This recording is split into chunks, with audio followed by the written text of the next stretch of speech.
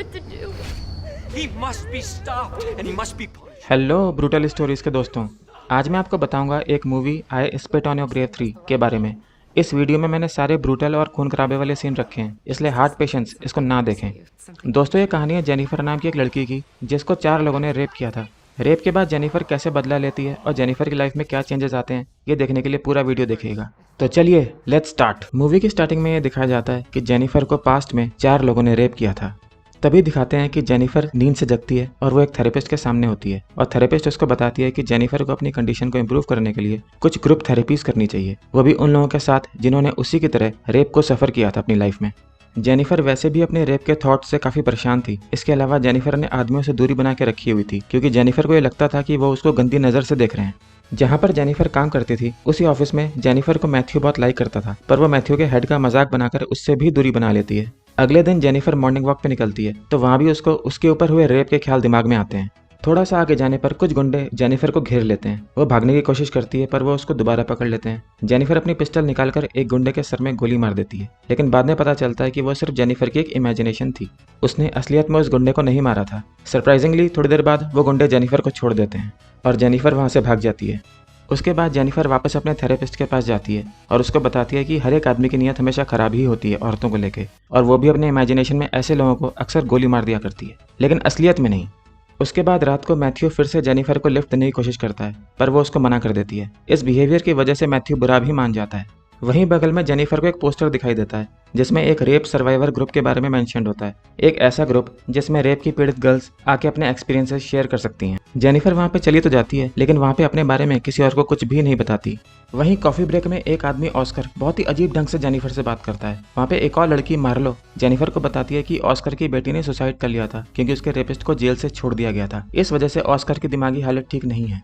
इसके बाद जेनिफर और मार्लो काफ़ी अच्छे दोस्त बन जाते हैं। घर जाते वक्त जेनिफर को फिर वही गुंडे घेर लेते हैं। इससे पहले कि जेनिफर अपने बैग से कोई पेपर स्प्रे या फिर नाइफ निकाल पाती, वो उसको पकड़ लेते हैं। लेकिन तभी मार्लो पता नहीं कहाँ से निकल कर आती है और उन गुंडों को डिमोरलाइज कर देती है, वही फनी वे में, और फिर वो दोनों वहाँ से आराम से निकल जाते हैं। इसके बाद ये क्लियर हो जाता है कि जेनिफर और मार्लो की फ्रेंडशिप और गहरी हो गई है और दोनों की थिंकिंग भी काफ़ी हद तक सिमिलर होती है आदमियों की गंदी नीयत को लेके। उधर रेप सर्वाइवर ग्रुप की एक लड़की पम्पकिन बाकी ग्रुप मेंबर्स को ये बताती है कि उसके स्टेप डैड यानी कि सौतेले बाप ने कई बार उसका रेप किया है, पर उसकी माँ ने अपने हस्बैंड की इन हरकतों को हमेशा इग्नोर किया है और वो उससे बहुत ज़्यादा परेशान है। इधर जेनिफर और मार्लो एक बार में ये बातें कर रही होती हैं कि किस तरह एक आदमी अपनी पत्नी को हमेशा गुलाम की तरह समझता है, पर तभी वहाँ पे बैठा हुआ एक आदमी ये बोलता है कि औरतों को अच्छा लगता है कि उन्हें गुलामों की तरह रखा जाए। बाद में जेनिफर और मार्लो उस आदमी का पीछा करती हैं और उस बेचारी की पैंट उतारकर उसे बेइज्जत करती हैं और उसके बाद वहाँ से भाग जाती हैं। अगले दिन जेनिफर और मार्लो एक हार्डवेयर स्टोर में जाती हैं और वहाँ पे ऐसे टूल्स देखती हैं जिनको वो किसी आदमी के खिलाफ यूज़ कर सकें, पर तभी वहाँ पे एक एम्प्लॉई जेनिफर के पीछे हाथ लगा देता है। उस वजह से जेनिफर को सब कुछ याद आ जाता है कि उसके साथ क्या हुआ था पास्ट में। गुस्से में जेनिफर उस एम्प्लॉय को सर पर मार देती है, पर एक मिनट, ये भी उसकी एक इमेजिनेशन ही थी। असलियत में वो सिर्फ एक हथौड़े से उसके पाँव में मार के वहाँ से भाग जाती है। हार्डवेयर स्टोर से निकलने के बाद दोनों पंपकिन के घर पहुँचती हैं। वहाँ उनको पंपकिन के स्टेप फादर दिखाई देते हैं जो बार बार पंपकिन का रेप किया करता था। जेनिफर और मार्लो स्टेप डैड का पीछा करके इस पार्किंग लॉट तक पहुंचती हैं और पंपकिन के स्टेप डैड को काफी ब्रूटली मारती हैं। वो उन दोनों को प्रॉमिस करता है कि वो अब कभी भी पंपकिन का रेप नहीं करेगा। ये करके दोनों वहां से तुरंत भाग जाती हैं। रेप सर्वाइवर ग्रुप की नेक्स्ट मीटिंग में पंपकिन सबको बताती है कि उसके स्टेप डैड अब पूरी तरीके से सुधर चुके हैं और उसको हाथ भी नहीं लगाते। उसी रात मार्लो जेनिफर को बताती है कि वो कुछ समय के लिए जा रही है अपने एक्स बॉयफ्रेंड से मिलने के लिए। जेनिफर को मार्लो की बहुत चिंता होती है, लेकिन मार्लो उसको बताती है कि उसका जाना बहुत ज़्यादा ज़रूरी है और वो कुछ ही दिनों में वापस आ जाएगी। इधर ऑफिस में जेनिफर मैथ्यू से माफ़ी मांगती है कि वो हमेशा उसे रूडली बात करती थी, पर आगे से कभी भी नहीं करेगी। जब मार्लो काफ़ी टाइम तक घर वापस नहीं आती तो जेनिफर को उसकी चिंता होने लगती है। वो बार में जाकर चेक करती है। उसके बाद जेनिफर अपने रेप सर्वाइवर ग्रुप में जाकर वहाँ भी चेक करती है तो वहाँ सभी लोग रो रहे होते हैं क्योंकि मार्लो को कोई जान से मार देता है। ये सुन के जेनिफर को इतना गुस्सा आ जाता है कि वो उसी ग्रुप की एक और मेंबर को मार मार कर घायल कर देती है। पर रुकिए, ये भी जेनिफर की इमेजिनेशन थी, असलियत में उसने ऐसा नहीं किया था। जेनिफर वहाँ पे डिसाइड कर लेती है कि वो डिटेक्टिव की हेल्प करेगी मार्लो के कातिल को पकड़ने के लिए। जेनिफर और डिटेक्टिव का सबसे पहला शक जाता है मार्लो के एक्स बॉयफ्रेंड पे, जिससे वो आखिरी बार मिलने गई थी। रास्ते में जेनिफर को फिर वही गुंडे घेर लेते हैं जो उसको शुरुआत से परेशान कर रहे थे। जेनिफर उन सबको बहुत बुरी तरह पीटती है, पर यहाँ पर मैं तो जानते ही हैं कि असलियत में वो ऐसा नहीं कर रही है, लेकिन फिर भी इमेजिनेशन में भी वो उनको बहुत ब्रूटली मारती है और मेन गुंडे की तो आंख में ही चाकू घुसेड़ देती है। क्या जबरदस्त सीन इमेजिन किया यार जेनिफर ने। अगले दिन जेनिफर ऑफिस जाती है तो उसको वहाँ पता चलता है कि मार्लो के एक्स बॉयफ्रेंड निकोलस को सबूत की कमी की वजह से रिहा कर दिया गया है। ये देख के जेनिफर उस डिटेक्टिव से मिलती है तो वो उसे बताता है कि उसकी नहीं बल्कि पूरे सिस्टम की गलती है ये। घर आकर जेनिफर अपना गुस्सा निकालती है खुद अपनी ही चीजें तोड़कर। अरे यार, ऐसे थोड़ी ना करना चाहिए। खैर, जेनिफर ये डिसाइड कर लेती है कि वो मार्लो के कातिल से खुद ही निपटेगी। इसके लिए वो थोड़ी सी नाइफ फेंकने की प्रैक्टिस भी कर लेती है। आप लोग यहाँ पे देख सकते हैं कि जेनिफर ने चाकू कहाँ पे छुपा रखा है। इस चीज़ को याद रखिएगा क्योंकि आगे जाके इसी चाकू का बहुत बड़ा रोल है। रात को जेनिफर सेक्सी ड्रेस पहन के तैयार हो जाती है और उसी क्लब में जाती है जहाँ पे मार्लो का एक्स बॉयफ्रेंड यानी कि निकोलस आता था। क्लब में जेनिफर काफ़ी देर तक निकोलस को घूर के देखती है। अब ऑब्वियस सी बात है कि अगर कोई भी हॉट लड़की इस तरीके से घूर के देखेगी तो कोई भी आदमी उसका दीवाना बन सकता है। क्यों? अब निकोलस भी जेनिफर का पीछा करके बाहर आ जाता है। जेनिफर की शक्ल देखकर आप कह सकते हैं कि वो किस हद तक मार्लो के खून का बदला लेना चाहती है। अब निकोलस जेनिफर को किस करना स्टार्ट कर देता है और उसके पीछे हाथ भी फेरता है। पर जेनिफर उसके प्राइवेट पार्ट यानी कि उसके प्राइवेट पार्ट का मजाक बनाती है, जिससे चिढ़कर वो उसे थप्पड़ मारता है। एक थप्पड़ खाने के बाद जेनिफर उसको कायर बुलाती है। उसकी वजह से निकोलस उसको एक और थप्पड़ मारता है। हर आदमी की तरह निकोलस भी जेनिफर को घुटने पे बिठा देता है, जिसकी वजह से जेनिफर को अपने साथ हुए रेप के थॉट्स दिमाग में आते हैं। निकोलस उसको फोर्स करता है कि वो उसकी सकिंग करे।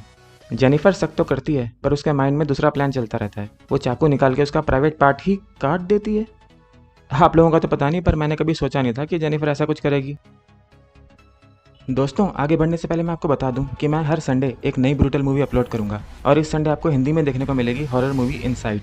लेकिन उसका नोटिफिकेशन आपको तभी मिल पाएगा जब आप सब्सक्राइब का बटन दबाएंगे। तो दबाइए सब्सक्राइब का बटन और हर संडे मजे करिए एक नई मूवी के साथ। ये करने के बाद जेनिफर एक क्रोबार लेती है और निकोलस को मार मार के जान से मार देती है। अगले ही दिन डिटेक्टिव जेनिफर के ऑफिस में आता है और निकोलस के मर्डर के बारे में उससे बातचीत करता है, पर जेनिफर उसको कोऑपरेट बिल्कुल भी नहीं करती और इसी वजह से डिटेक्टिव का शक जेनिफर के ऊपर जाता है। उसी शाम को जेनिफर रेप सर्वाइवर ग्रुप में आती है तो उसे पता चलता है कि पंपकिन के स्टेप डैड ने दोबारा उसे रेप करना स्टार्ट कर दिया है। वहाँ पर एक और बंदा ऑस्कर ये बोलता है कि ऐसे स्टेप फादर्स को जान से मार देना चाहिए, वो भी उनके ऐस में डंडा घुसा के। भाई साहब, जेनिफर को शायद ऑस्कर का आइडिया पसंद आ जाता है, इसलिए अगले ही दिन जेनिफर फिर से हार्डवेयर स्टोर जाती है और वहाँ से एक मेटल का पाइप खरीदती है। रात में जेनिफर एक सेक्सी स्कूल गर्ल की तरह तैयार होती है और पंपकिन के स्टेप डैड से मिलती है। वो उसको बताती है कि शायद एक गोडाउन का रास्ता भूल गई है वो। जेनिफर उसको उसी गोडाउन में ले आती है जहाँ उसने पहले से ही उसको मारने की तैयारी कर रखी थी, पर जेनिफर के इरादे कुछ और होते हैं। वो उसको सेक्सुअली एक्साइट करने के लिए उसको डैडी बुलाती है। Oh my God. जेनिफर उससे और बकचोदी करके सामने वाले छोटे से बिस्तर पे लेट जाती है। कोई लड़की अगर ऐसी हरकत करेगी तो ऑब्वियस सी बात है कि सामने वाला इंसान तो पिघल ही जाएगा। अच्छा मौका देख के जेनिफर उस बुड्ढे को इलेक्ट्रोक्यूट करती है, वो भी उसके बॉल्स में। Shit man. इलेक्ट्रोक्यूशन की वजह से स्टेप डैड बेहोश हो जाते हैं और जेनिफर उसको चेयर से बांध देती है, फिर पाइप से उसके सर पे मारती है जिससे वो गिर जाता है। अब ये वाला सीन शायद आप झेल ना पाएं, इसलिए मैंने पहले ही बता दिया। तो अब जेनिफर एक मेटल का पाइप लेती है, उस पर थोड़ा सा ऑयल लगाती है और उस पाइप को स्टेप डैड के पिछवाड़े में घुसा देती है। जब उसे और घुस नहीं पाता तो जेनिफर एक हथौड़ा लेके पाइप पर मारती है जिससे वो और अंदर घुस जाए। बेचारा स्टेप डैड इस पेन को सह नहीं पाता और उसकी डेथ हो जाती है। ये करने के बाद जेनिफर सारे सबूत जला देती है, जैसे कि उसकी स्कूल की यूनिफॉर्म और बाकी सबूत भी।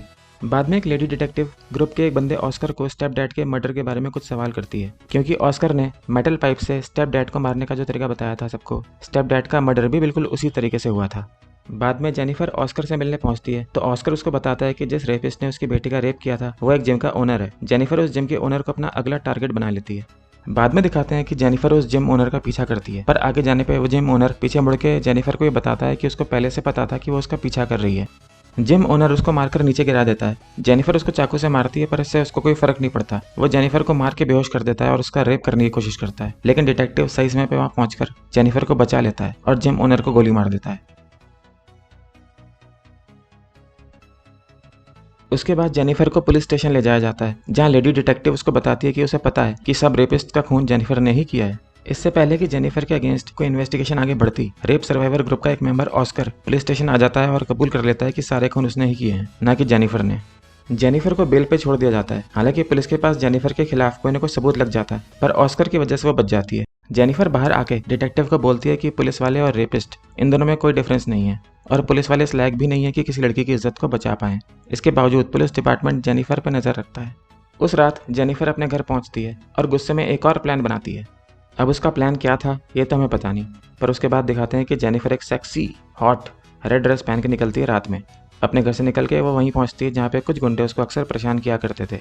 जेनिफर उस गुंडे को सेक्सुअली एक्साइट करने की कोशिश करती है, पर वो समझ जाता है कि जेनिफर उससे बदला लेने के लिए आ रखी है। वो उसे पंच मारकर नीचे गिरा देता है, पर हमें पता है कि जेनिफर कभी भी हार नहीं मानती। जेनिफर उस गुंडे को किक मारकर नीचे गिरा देती है, पर इससे पहले कि जेनिफर उसे मार पाती, डिटेक्टिव आकर उसको रोक देता है। पर फिर भी जेनिफर उस गुंडे को मार देती है और एक गनशॉट भी सुनाई देती है बैकग्राउंड में। उसके बाद मूवी में ये दिखाया जाता है कि जेनिफर एक जेल में है और उसकी बात उसके थेरेपिस्ट से हो रही है। थेरेपिस्ट के रूम से निकलने के बाद दो लड़कियां जेनिफर को अटैक करती हैं और उसे मारने की कोशिश करती हैं, पर जेनिफर उन दोनों को मार देती है, पहली लड़की को चाकू मार के और दूसरी का गला काट के।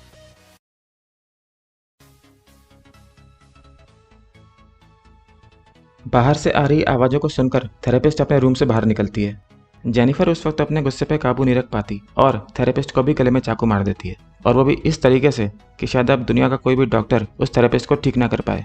एक मिनट रुकिए, पर ये क्या? ये सब कुछ जेनिफर की इमेजिनेशन थी या फिर वो सही में उनको जान से मारती है?